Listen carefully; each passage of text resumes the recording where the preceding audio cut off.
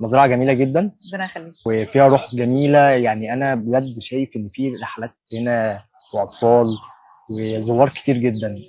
لو تقولي لي بقى فكرة الرحلات لما تيجي هنا الأنشطة إيه؟ بيجوا يعملوا إزاي؟ البروجرام بتاعهم. هقول لك واحنا بنتمشى، اول حاجه طبعا حظك ان انت جاي في الربيع، أنا مبسوط فزي جدا. ما انت شايف الدنيا ربيع، الورد طالع في كل حته. أكيد طبعا. احنا مزرعه ريفيه، الفكره كلها ان احنا نعمل تجربه ريفيه للناس. م. احنا اصلا فلاحين من ايام القدماء المصريين، م. فانا نفسي نرجع تاني لاصولنا. م. اذا ده ورد اسمه شبر فايد، ريحته تحفه اصلا. شبه فاهم. م. كل تفصيله في المكان معمول حسابها ان انت تيجي تاخد اليوم من اوله لاخره، ما تزهقش، تستمتع بمناظر طبيعيه حلوه، بلاندسكيب حلو، تشوف زرع ما شفتوش قبل كده سواء في اللاندسكيب او حتى في الفاكهه، وتعمل انشطه ريفيه كلها من اولها لاخرها. إحنا بيجي لنا هنا أطفال كتير بيلعبوا.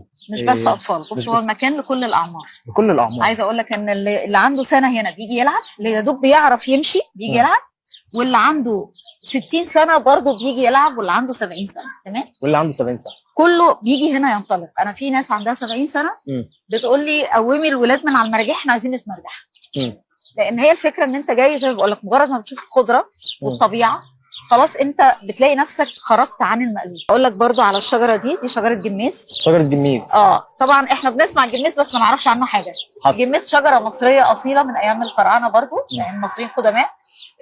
الشجره دي هي عباره عن شجره تين، هي نوع من انواع التين، وهي بتطلع على الساق بتاعتها دي نفسها كده تين. والتين ده فوائده عاليه جدا جدا جدا، يمكن مش مسكر قوي، اسمه تين الغلابه عشان كده مش مسكر قوي زي التين العادي، بس هو فوائده عاليه جدا. الشجره دي احنا المفروض نحييها تاني، نرجعها تاني في ثقافتنا وتراثنا وكل حاجه. احنا هنا في المنطقه الريفيه لان احنا مقسمين اللاندسكيب لمناطق.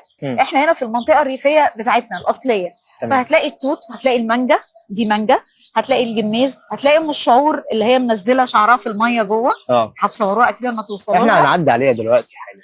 هتلاقي الزيتون، دي زيتونه عمرها يمكن فوق عن ال 100 سنه. اوكي. وبيت الشجره طبعا طول عمرنا بنعمل بيوت شجر زمان، يعني لما كان عندنا شجر كبير. كان انا شخصيا كان عندي شجره كده في ارض بتاعت ناس قرايبي، بنطلع فوق نقعد فوق الشجره في بيت شجره فوق. اوكي. فاحنا بنحاول نرجع ده توت برضو اهو، نحاول نرجع الحاجات القديمه عشان نحس بيها. هنا هتلاقي مثلا منطقه تصوير، انت تقدر تنزل تاخد صور. دي منطقه الكيدز اريا بتاع الاطفال. وهنا طبعا اطفال، هي المراجيح اللي انا قلت لك الكبار بيقولوا لي قومي الاطفال عشان يتمرجحوا، عشان نتمرجح. تمام. كل المكان عباره عن برجولات مريحه، قعدات مريحه في ظل.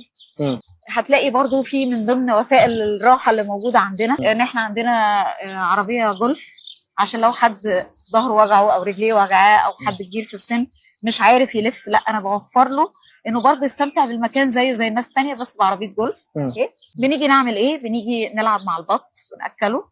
انواع طبعا كتيره جدا من البط ما شفتهاش قبل كده، البط والوز. بنلعب مع المعيز. لا ده احنا عايزين نشوفهم بقى. ايوه احنا لازم نشوفهم. ونرضعها بالبجرونه. اوكي. وناكلها. نلون فخار.